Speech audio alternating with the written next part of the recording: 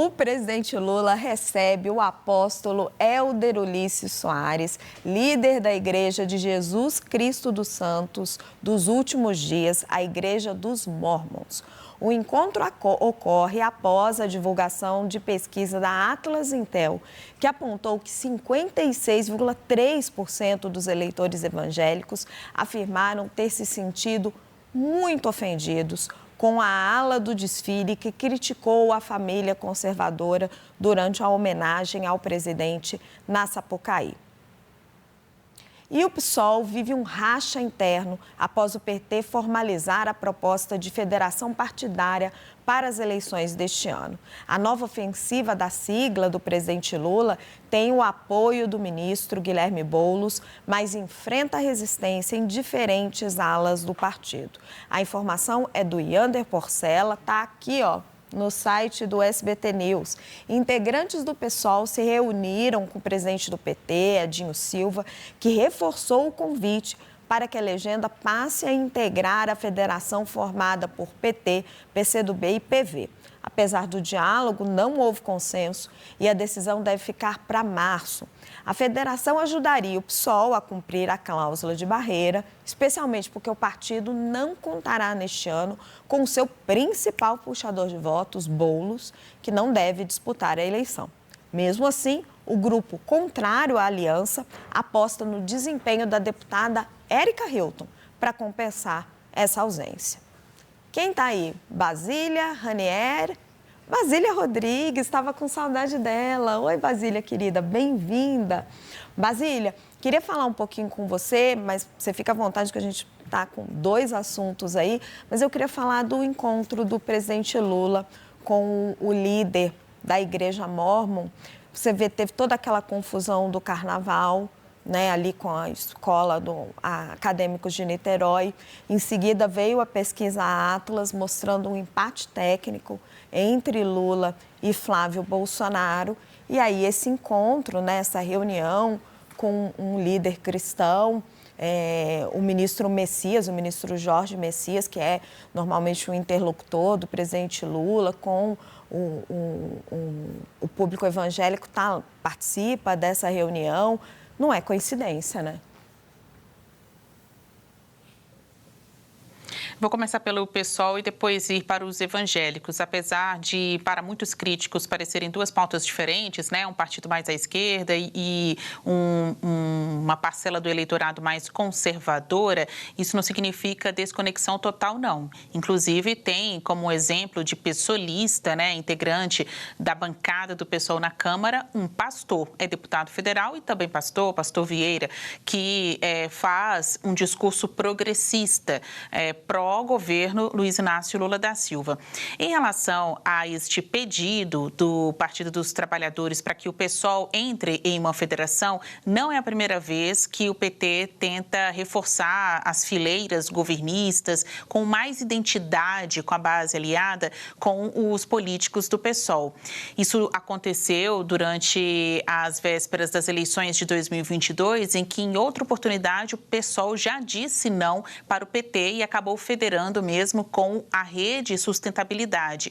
Hoje o PSOL tem, hoje o PT tem o PCdoB, tem o PV nesta construção de federação e mesmo assim, mesmo sem ter o PSOL na federação, já impôs algumas condições para transformar Guilherme Boulos em ministro da Secretaria-Geral da Presidência da República. Aí na tela com a gente a imagem do ministro Boulos. Ele concedeu entrevista exclusiva para nós aqui no SBT há algumas semanas, diretamente aqui desse estúdio. Então, é um ministro que fala com diferentes alas, né? Um ministro que é voltado para as causas sociais, que é muito vocal, né? Um ministro que gosta de verbalizar as intenções do governo. Então, é alguém que reforçou bem aí as fileiras ministeriais para o governo. Só que esta entrada dele ocorreu sob a condição de não concorrer às eleições deste ano. Então, há um entendimento ali de integrantes do PSOL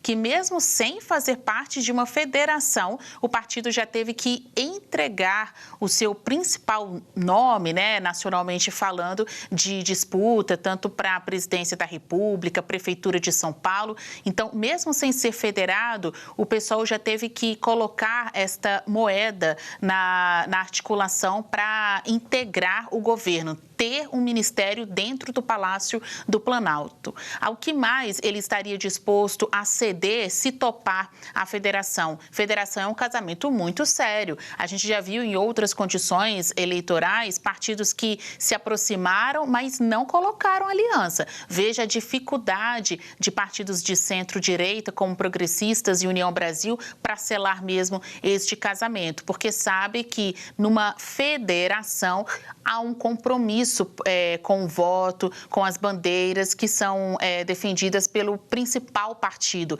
E nesta federação, o principal partido é o PT. Muito obrigada, excelente análise, Basília. Mas eu quero a análise dos evangélicos também.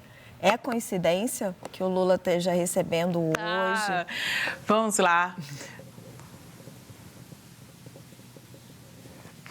Não é coincidência. Olha, os evangélicos, costumo dizer, não existe um único jeito de ser evangélico, né? Existem aí matizes dentro do próprio grupo dos evangélicos que não necessariamente votam apenas em candidatos de direita. Também tem os evangélicos mais progressistas que depositam os votos em candidatos de esquerda, mas precisa convencer. Assim como qualquer outro eleitorado, você precisa parecer crível, né? Alguém que realmente merece o seu voto. O presidente Luiz Inácio Lula da Silva, em meio a muitas críticas, até o que aconteceu no Carnaval com os conservadores em conserva, está se reunindo mais com este segmento da sociedade em busca de votos e também tentar dissipar essas críticas. A gente não pode deixar de destacar que indicações recentes feitas pelo Lula para o Supremo Tribunal Federal foram de nomes de evangélicos, né? O Cristiano Zanin e, mais recentemente, Jorge Messias, que ainda não teve o seu nome confirmado pelo Senado Federal, mas é o lulamente evangélico, né? O ministro que é lulista e, ao mesmo tempo, evangélico, a exemplo de Cristiano Zanin, indicado à Suprema Corte. Então, o governo tenta fazer esses sinais ao grupo dos evangélicos, mas sabe que sempre que foge um pouco do tom, parece que essa desconexão entre progressistas e evangélicos tende a fazer mais barulho. E isso rende votos a menos. Para estas eleições, a ala da direita tem certeza que vai conseguir somar mais votos evangélicos do que os partidos de esquerda, mantendo assim uma tradição, né? As pesquisas de intenção de voto mostram isso, que há mais direitistas evangélicos do que o contrário. Mas é na diferença, sim, tentar somar um pouco mais de votos do que na última eleição, que o grupo de Lula quer vencer. Ter mais evangélicos de esquerda, isso realmente eles não vão conseguir. Mas diminuir um pouco essa diferença, essa desvantagem quanto à aproximação com os evangélicos é um dos objetivos da campanha deste ano. A gente sabe que em 2022 Lula venceu o Bolsonaro por uma diferença aí de 2 milhões de votos, isso é muito no detalhe. Se conseguir convencer votos destes grupos mais resistentes à figura de Lula, ele tem mais chances de sair vitorioso nestas eleições. Raquel, agora sim, respondido.